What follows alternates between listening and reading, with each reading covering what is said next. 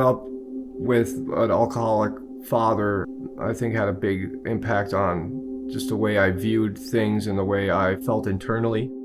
My parents, their marriage was not healthy in any way. There was no love between them really. Like our house was not happy at all. The summer before my freshman year, I was 13. That's when I had my first taste of partying. That's when the whole drug aspect of things really blossomed. Freshman year, just smoking pot. Sophomore year, started doing Ritalin and Adderall. Junior year is when I started using the really addictive things that eventually ended up affecting me the most. The painkillers, the opiates. Then after I graduated high school, I started ecstasy and cocaine and heroin, and it started spiraling really out of control.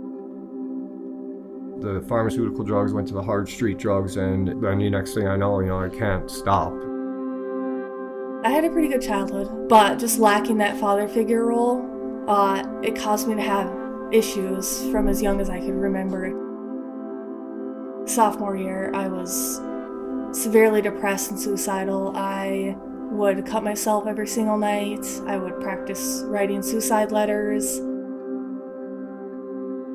I remember very specifically this one time that I went into my parents' room, and he had a rifle sitting there that I just propped up under my chin, and I was gonna press the trigger, and I wasn't planning on taking my life. I just wanted the feeling of it, but I didn't end up doing it. And then later on that day, I heard my dad unloading that same gun, so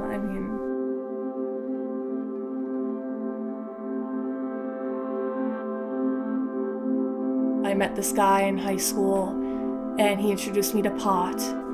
At the time, I was extremely against drugs, so I didn't try it right away, but as soon as I did, I was like, this is what I've been missing my whole life.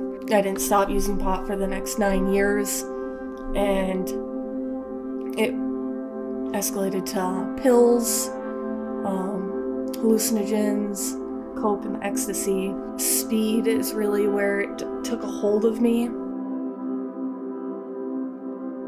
I was 20 when we met, and he was 28. When we first started dating, our lives were really chaotic. As soon as we were introduced to meth, that's when it really took a toll.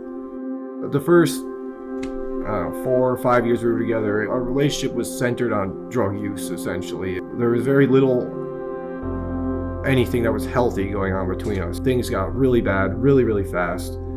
We had no electricity for months and months. I got 6 different jobs in a 3-month period and would work for 3 days and get fired or just stop showing up.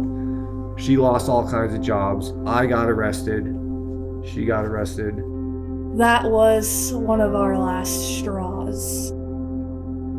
I woke up one morning and my tires were slashed on my car, and I have a friend named Terry. Asked him if he had some tires that I could get from him, and he said sure, yeah. So I went down there and he gave me some tires, but then he also was like, here, I got this old Subaru back there that you can have, and he was like, well, just come to Celebrate Recovery, and that's all I'm asking of you. And I was like, in my head, I was like, of course. But I was like, I'm gonna do it, and thankfully that's where my life turned around in another direction.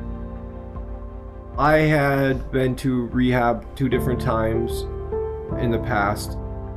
It just never worked, and what really made a difference is when I first started coming to Celebrate Recovery, I was able to accept that if I gave this to Jesus, I accepted Jesus' strength to do this, then that's where I started having successes in it. Just being in God's Word and being around godly people and learning about Jesus, it changed our hearts, which then changed our lives. After dating for 7 years, we recently got married. Since we started serving Jesus, our relationship has been restored.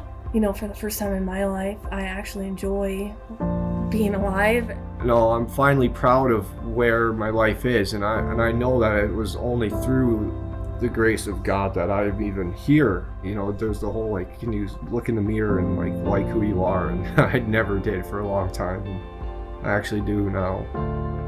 I finally feel like I have something to give. And I think that's on both of our hearts, is to give back. God saved us from our turmoil, and now it's our job to use our experience and what He's done in our life to push His kingdom forward.